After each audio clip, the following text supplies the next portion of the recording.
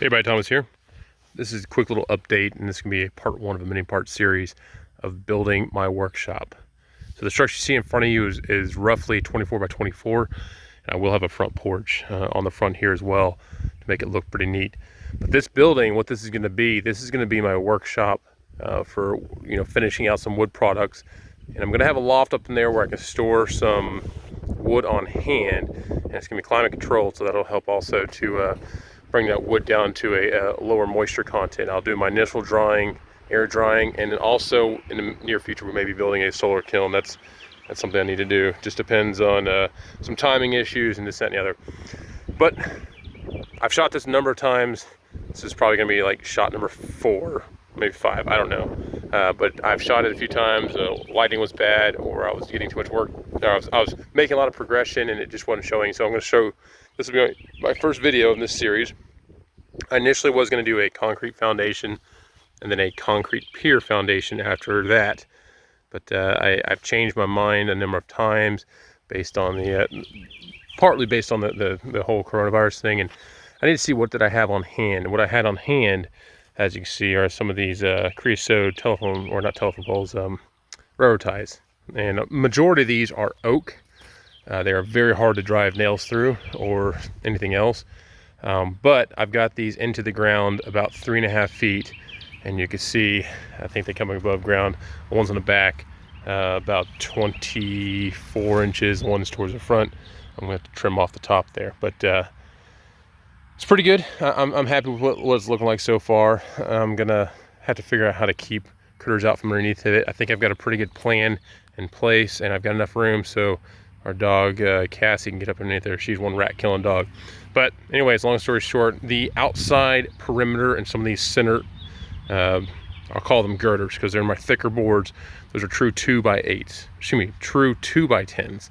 And then in between those, where no single girder is loaded up on 2 sides, each set of girders is only supported on one side. Between those are the 1.5 by 8s. And each quadrant, if you want to call it that, is essentially a 12 by 12, making this a 24 by 24 building, roughly. There's a little bit of swag in there because that wasn't exactly true, but it's true enough. I can make those final corrections at the very end to make sure that the roof and everything match up. But all this wood here I have cut in the past 3 days, and I've only spent a few times, just maybe 30 minutes here, an hour here to cut all this up.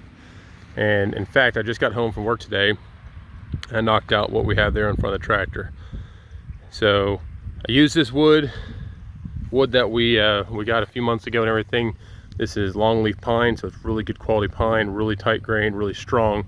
And I'm using my tightest, strongest boards first. Now there's a few in there that have, there's the outside of the boards that have a little bit of bark on them, but I took my draw knife to most of them. I've got one more section over here I got to clean off, but I'm cleaning that off. The next step after I get all these joists up is I'm going to come back in with some plywood. And I'm going to do this kind of based on how Mr. Robert's working on his new building. I've cut a lot of wood for that. Actually, I've cut all the wood for that except for the plywood. But he put down a plywood floor, and then on top of that plywood floor, I'm going to go ahead and do an oak floor. If you saw the first Southern live oak that I cut, that was about, I don't know, 2-3 weeks ago. That was the flooring for his shop. Well, the other day he dropped off some logs for me and just left the trailer in the front yard. But I have 2 water oak logs that I will eventually cut up and make that for the flooring on this. So the goal is today, I'm going to finish up the joists. Then tomorrow, on the way home from work, I'm going to swing by and pick up a whole lot of plywood, get the plywood and house wrap. I don't know how long it's going to take me to do the stick frame as well as the roof on top and the metal. So I'm going to go ahead and put house wrap down as a water barrier. We've been very fortunate, well, I say fortunate, 2 terms. Fortunate we got rain yesterday. I've also been fortunate that in our schedule we haven't had a lot of rain, so I can leave a lot of this wood outside with really no issue. So I'm hoping to get the floor with the plywood on it tomorrow after work. That should actually go down, and then start working on my stick frame walls. That being said, I've got to get back on the sawmill and cut up some more. And then I have a request from one of the viewers, and I really need to update this. It's been a while since I did this, but talking about why I chose the sawmills that I have chosen, and kind of do a comparison between them and show the pros and cons of each.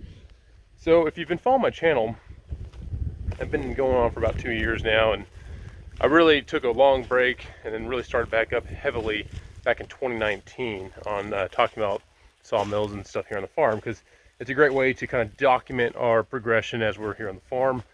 It's been going really well, and the channel's been growing, which is great. I have a video on there, like my sawmill story. I really need to update that because I don't, it was kind of on the cuff. I need to actually sit down, go through that again, and also talk about the reason I chose each of the sawmills that I've chosen. So if you didn't know, I started off with a 1220 gas sawmill. That was my father-in-law's and wife's grandmother's sawmill and everything. They used it up in Missouri, and they've used it in Alabama. We used it for many years in Tennessee too. We actually had it on our property, and I helped my parents build their timber frame home with it. And moved around with the Navy a whole lot and everything. Got stationed here in Mississippi. Then I bought a Wood-Mizer LT15 with a diesel engine. And I'll go over why I bought that sawmill, vice the Timber King, and kind of the reason behind that. And then a year after that, I bought a Timber King 1400 with a diesel. And that was with a 25 horse Kubota diesel on it. Great sawmill, still have it. I just sold my Wood-Mizer sawmill to a good friend of mine not too long ago, and he's loving it. He was actually using it today and told me about it. After my buddy Jack got his 2000, I'm not going to say that I was jealous. I was kind of jealous. I talked to my wife, ran some numbers, and she said, you know what? How about I get a 2000? I'll get a diesel 2000. So I'll go over the reason why I upgraded 3 sawmills in 3 years, and then kind of what's in the future for us in buying sawmills and equipment and stuff like that. And kind of like the breakdown I did between each type of sawmill, where I was at that point in time. So there's a lot of good information. I'll have to put that together. I'm going to have some, I'll have like a notebook there and show the comparisons that I did and what I needed the sawmill for. And as you see, I think I've showed this in the past, the building that I have there in the distance, that's really the first reason why I bought my first sawmill, my LT15. Because I got a quote for what someone wanted to build that, and I said, you've got to be kidding me. So I built it myself. That's all wood that I cut, nothing on there. There's really there's 2 posts on there that are store-bought. Everything else I cut. And then all we do is we use the sawmills to reinvest whatever money I make with the sawmill, and then whatever wood I'm cutting, I reinvest it back into the property. Hence this shop right here that I'm working on. So that'll be a video I'll have to do here in the near future. It'll be a fun video because I really enjoy talking. I'm sure if you've listened to me talk, you know I enjoy talking. So stay tuned, and I will see you soon.